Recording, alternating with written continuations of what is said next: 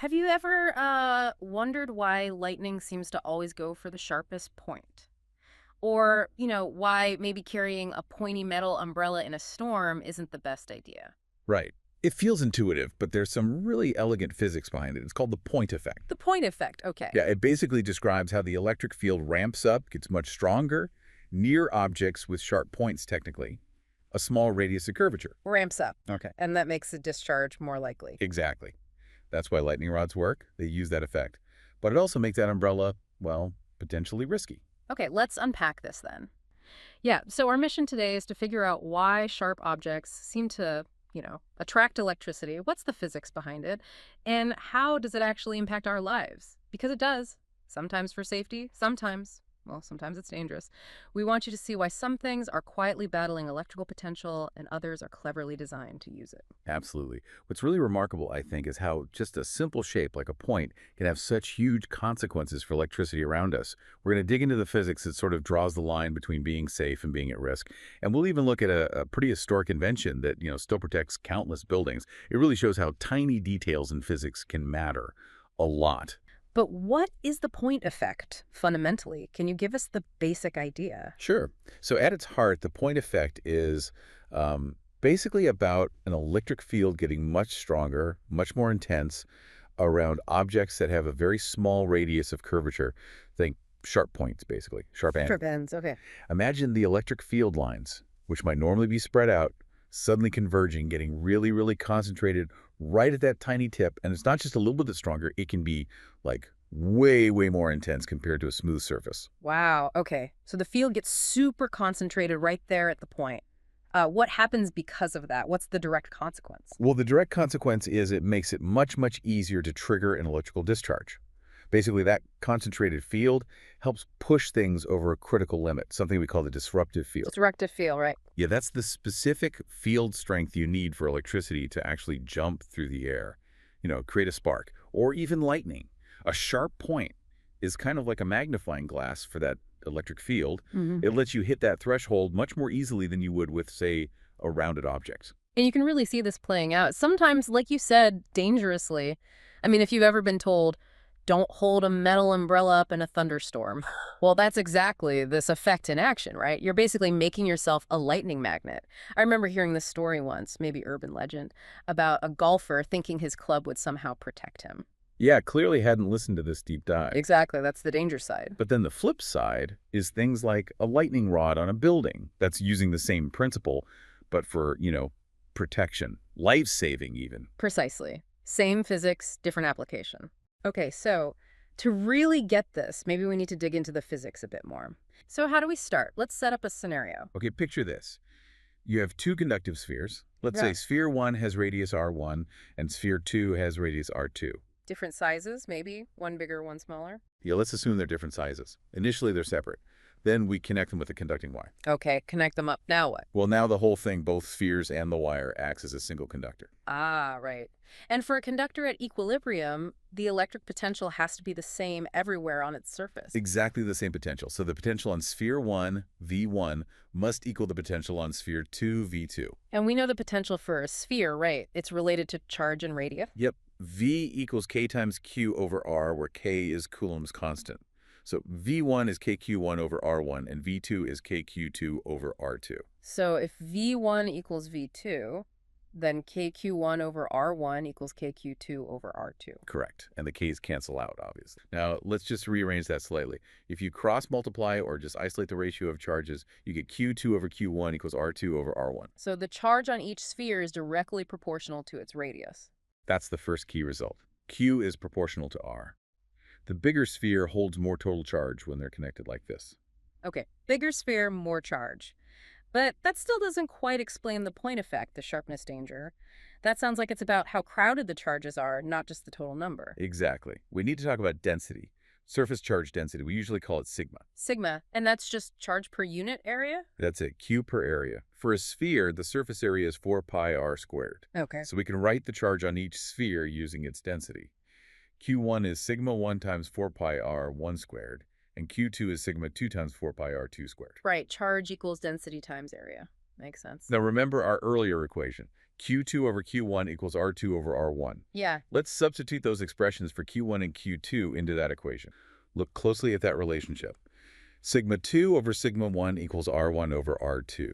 It's an inverse relationship. Inverse. So the charge density is inversely proportional to the radius. Precisely. So that's the key. Where the radius r is small, like at a sharp point, the charge density sigma gets really, really high. That's exactly it. The charges bunch up incredibly tightly on sharp points compared to flatter surfaces. Wow. Okay. So we have total charge proportional to radius, but charge density inversely proportional to radius. What about the electric field? That's what actually causes the spark, right? Right. The electric field, E, at the surface of a conductor is related to the charge density. Remember Gauss's law. Or even just the field of a sphere, Ooh. E is kq over r squared. Now let's substitute our expression for Q again. Remember, Q is sigma times 4 pi r squared. Ah, okay. So E equals K times sigma 4 pi r squared, all divided by r squared. This happens. The r squared terms cancel out. They do. Or, rearranging slightly, E equals 4 pi k sigma. The electric field E is directly proportional to the surface charge density sigma. Yes. And since we just found that sigma is inversely proportional to the radius r, Then the electric field E must also be inversely proportional to the radius r. you got it. That closes the loop. Small radius r means high charge density sigma, which means a very strong electric field E. That's the point effect, mathematically proven. That's brilliant. So that super strong field near the point is what can overcome the air's resistance to electrical flow. Exactly. Air has what's called a dielectric breakdown strength. It's around 3 million volts per meter. If the electric field caused by that concentrated charge exceeds this value, you get a discharge, a spark, or, on a larger scale, lightning. Which is why my pointy umbrella in a storm is basically concentrating the electric field right above my head, making a discharge path more likely right there. It significantly increases the probability, yes.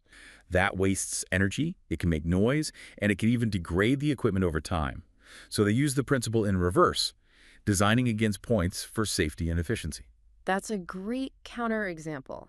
Okay, so we understand the danger, we understand how to avoid it sometimes, but what about harnessing it for good? This brings us to Benjamin Franklin, right? And his famous invention. Absolutely. The lightning rod, or paratonnerre, a truly brilliant application of the point effect. Franklin understood this principle, maybe not with all the formulas we have now, but he got the essence. You put a sharp metal point high up on a building, and you connect that point with a good conductor, like a thick copper wire, straight down into the ground. Okay, and the idea is just to attract the lightning? Well, that's part of it, yes. But it actually does two main things. And one is a bit more subtle. First, yes, it provides a safe, preferred path. If lightning is going to strike nearby, that super concentrated field at the sharp tip makes the rod the most likely target. The path of least resistance. Sort of. Kind of, yeah. The current then flows harmlessly down the wire and dissipates into the earth. The building itself is protected from catching fire or being structurally damaged. Okay, that makes sense. What's the second thing? The subtle one. The second mechanism is really clever. The lightning rod can actually help to continuously discharge the electrical potential building up in the clouds above it. Through tiny, frequent, almost invisible discharges from the point up towards the cloud. It's sometimes called corona discharge, but here it's beneficial. So it's like letting the air out of a balloon slowly instead of it popping. That's a great analogy. Instead of letting this huge electrical charge build up in the cloud until you get one massive violent lightning strike, the sharp point allows charge to leak off gradually, constantly neutralizing the area right above the building. Wow. It sort of bleeds the charge away. So it's not just about taking the hit, it's about potentially preventing the really big hit from happening in the first place.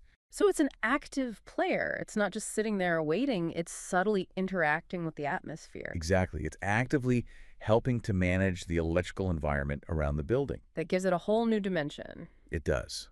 It's a testament to Franklin's incredible insight. Hmm.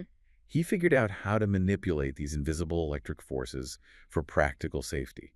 You know, his invention wasn't immediately accepted everywhere. There was some skepticism, even people arguing it was like interfering with divine will. Oh, really? Yeah, back in the day. Yeah.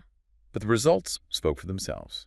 Buildings with lightning rods were demonstrably safer from fires caused by lightning. So eventually it became standard practice. One of history's truly impactful, life-saving inventions, all based on understanding this point effect. It's amazing how just The shape, the simple geometry of a point can have such massive electrical consequences. We've seen how it concentrates charge, ramps up electric fields, how that can be incredibly dangerous with something like an umbrella, but also how it can be harnessed, like with Franklin's brilliant lightning rod, to protect us completely. It really is everywhere once you start looking for it. It is. And it makes you wonder, doesn't it? This basic principle of energy concentrating at sharp points. Where else does it show up? You can think about static electricity building up on a sharp corner of machinery, or maybe even, tiny details in designing medical electrodes that need to be sharp for precision. Or in nature. Or in nature, absolutely. The tips of leaves, maybe even the shape of hailstones, these could influence electrical activity in the atmosphere. Understanding the point effect really encourages you, I think, to look at the world a bit differently, to see how geometry is constantly interacting with these invisible forces, and how something that seems so small, so insignificant, just a sharp edge, can have such a powerful, sometimes even life-saving impact. It's kind of mind-blowing when you stop to think about it. It really is. Keep observing, keep questioning that world around you, and please join us next time. Until then, stay curious.